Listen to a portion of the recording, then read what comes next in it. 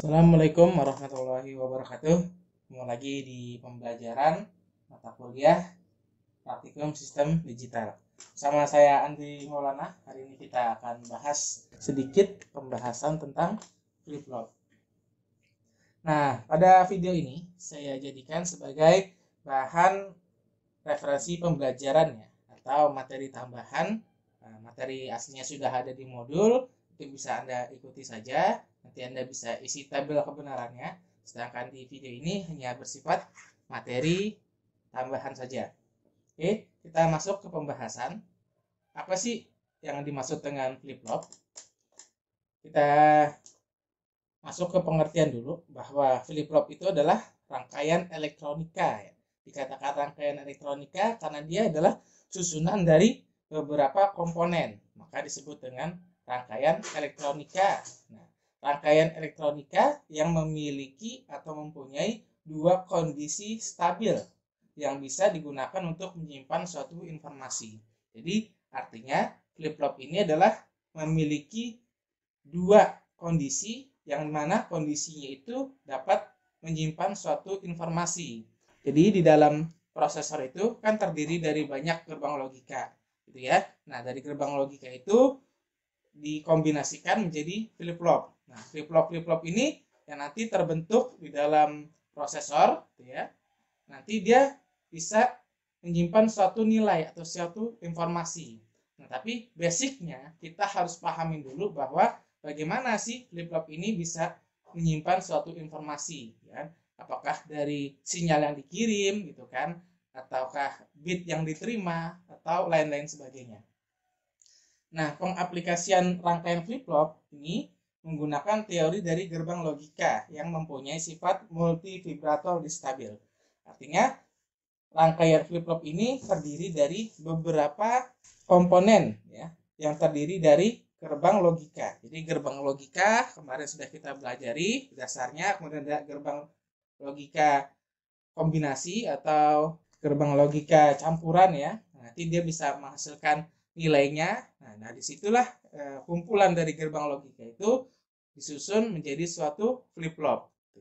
Jadi dikatakan multivibrator distabil itu berarti bahwa nilai yang keluar pada tingkat tegangan itu akan berubah jika terjadi. Ini dikatakan multivibrator distabil itu apabila, ya, tegangan yang keluar itu akan berubah, ya, kondisinya atau nilainya jika ada pemicu, artinya ada triggernya, gitu ya. Oke.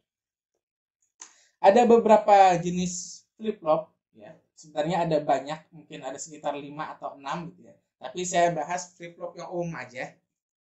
Ada yang namanya JK flip-flop, ada SR flip-flop, dan ada D flip-flop. Nah, masing-masing dari jenis flip-flop ini memiliki rangkaian yang berbeda-beda dan susunan dari gerbang logika yang berbeda.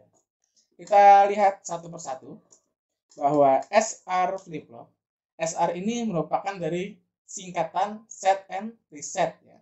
Jadi kalau kita dengar kata SR flip-flop berarti dia adalah singkatan dari set and reset. Di sini dia memiliki dua input. Yang pertama ada S dan R atau S dan R, ya, di mana kaki S itu adalah inputan pertama digambar pada gambar di bawah ini, dan R itu adalah input kedua. Dan kemudian outputnya dia memiliki dua output. Jadi ada dua input dan dua output. Input pertama adalah key dan input kedua adalah not key. Biasanya flip-flop SR ini dibuat dari gerbang logika NOR dan NAND. Oke, kita lihat komponennya apabila kita gunakan Proteus. Sini saya buka saja Open Project. Nanti Anda tinggal tentukan sendiri tabel kebenarannya, ya. Oke, Anda bisa nanti buat di sini dengan menggunakan logic gates, ya. Di sini Anda bisa gunakan logic step. Kemudian untuk outputnya ada logic probe. Di sini dia terdiri dari dua komponen gerbang logika NOR. Sebenarnya ada beberapa. Ini ada 3 jenis. Ya. Saya bikin salah satu aja yang di bawah sini ya. Nanti Anda tinggal teruskan saja. Ada yang NAND dan juga NAND dan NOR. Dan semua ini masuknya adalah ke rangkaian SR flip-flop. Nanti kita lihat kondisinya bahwa ini adalah kondisi 0 atau kondisi mati. Jadi di sini ada inputan, di sini ada S dan sini ada R-nya ya atau R-nya.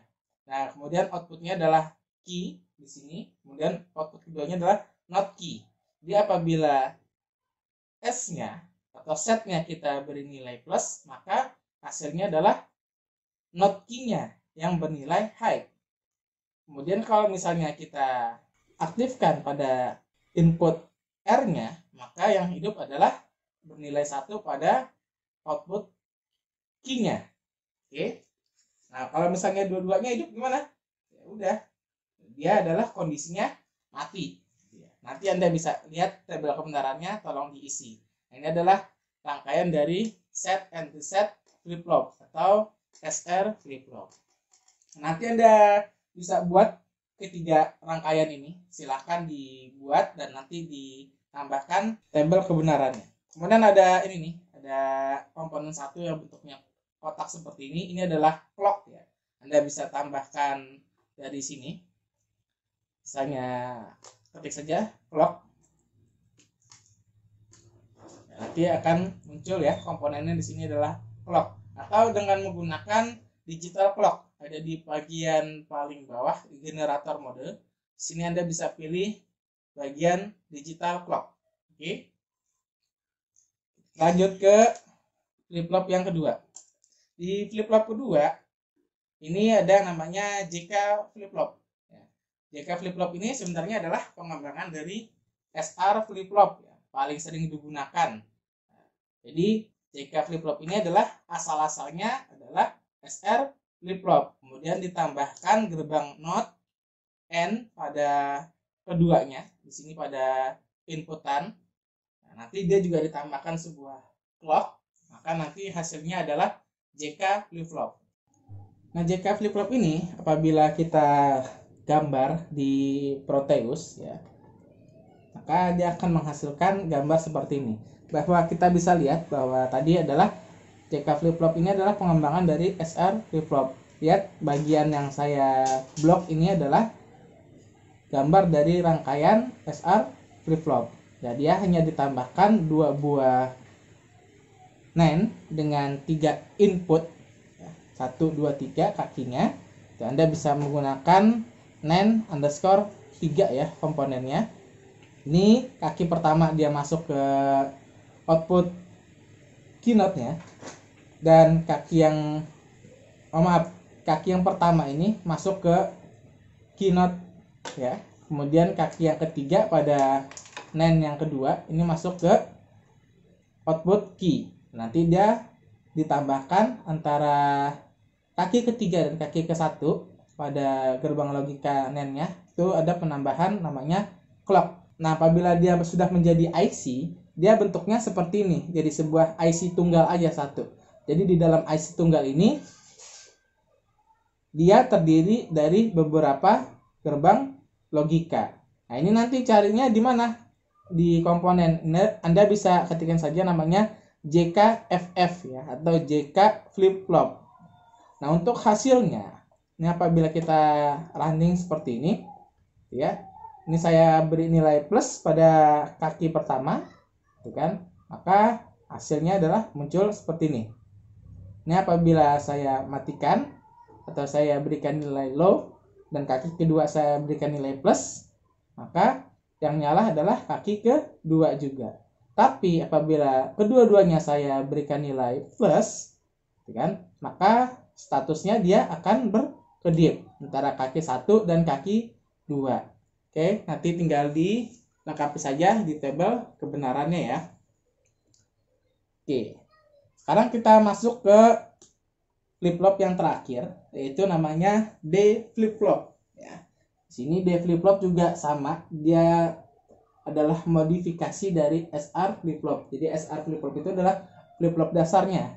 Tuh kan, nanti dia dikembangkan dengan beberapa komponen gerbang logika, dia bisa menjadi JK flip-flop gitu ya, atau D flip-flop, atau ada lagi namanya T flip-flop gitu, dan lain sebagainya.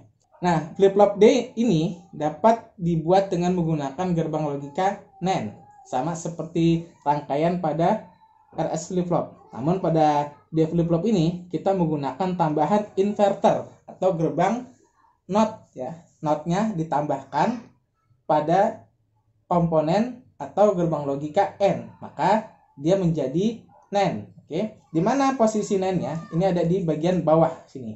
Kita lihat ya. Ini adalah posisi NOT N. Jadi dia dikasih inverter dulu masukannya gitu ya. Nah, apabila kita lihat di Proteus, kita buka projectnya, kemudian saya open D flip-flop.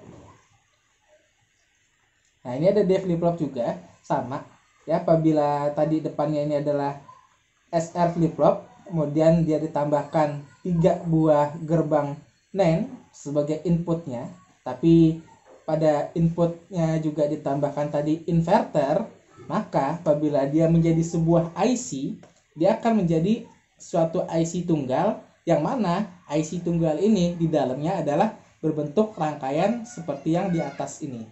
Oke, nah di D flip-flop ini dia hanya memiliki satu input. Oke, nah, nanti kalau misalnya dijalanin atau diberikan running gitu kan di simulasi, maka hasilnya seperti apa? Saya bisa lihat di sini. Oke, ini adalah kaki 1, kita berikan nilai plus, maka output key-nya atau output pertamanya maka dia bernilai plus atau bernilai high. Nah, maka apabila inputnya saya beri nilai low gitu kan, maka hasilnya adalah output yang pertama itu menjadi low dan output yang kedua menjadi high. Ini adalah bentuk-bentuk dari rangkaian flip-flop. Anda silahkan coba pada Proteus Anda. Silahkan Anda bentuk seperti gambar yang ada pada slide PowerPoint ini, mulai dari SR flip-flop. Ini ada 3, Anda buat tiga-tiganya. Kemudian ada JK flip-flop, itu kan. JK flip-flop silahkan Anda buat juga dengan menggunakan IC tunggalnya, gitu kan. Kemudian juga D flip-flop ya. D flip-flop juga dengan menggunakan IC tunggal. IC tunggal tuh ini. Jadi ada rangkaian awalnya atau rangkaian dasarnya. Kemudian ini adalah IC yang sudah menjadi rangkaian flip-flopnya. Baik, itu saja dari saya materi yang bisa saya sampaikan pada pertemuan ini. Mohon maaf jika ada penyampaian yang salah. Saya akhiri. Assalamualaikum warahmatullahi wabarakatuh.